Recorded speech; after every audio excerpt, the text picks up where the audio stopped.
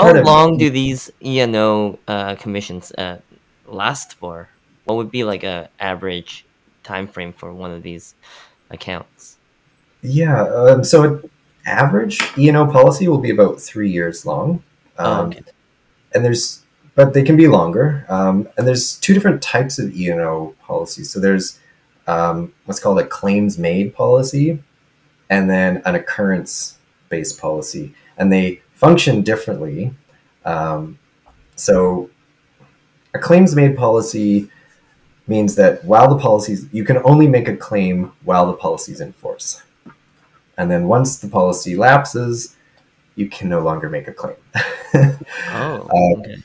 So it's more common in Canada because it's less expensive than an occurrence-based policy generally, and it's for most projects it's pretty safe bet, because if anybody's going to bring any kind of lawsuit against you, it's usually going to happen in the first 3 years after your project is aired.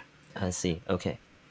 The occurrence-based policy, it covers things that occur during the policy term. So as long as your project airs during the first during those 3 years while the policy is in force, then it'll cover claims that arise after the policy is lapsed because the incident occurred during those 3 years.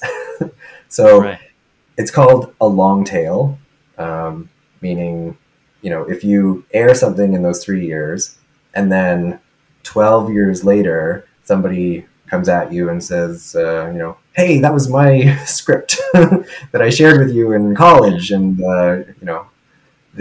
you can make a claim under occurrence-based policy Right. 12 years later because the infraction occurred during the 3-year term. So it's got a long tail of coverage, whereas a claims-made policy, after those 3 years, or 4 or 5, or however long your policy is in force, once it lapses, then you're done.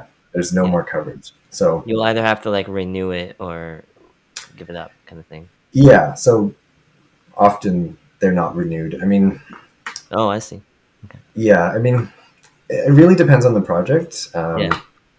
But well, it also depends on your distribution agreements. I mean, the distributor will tell you that you need an occurrence-based E&O for 3 years, and it needs to be enforced for the duration of the license period. So a lot of the the questions about like what kind of E&O should I get, it's like it's out of your hand. Yeah, for sure. Yeah, whatever your distributor says.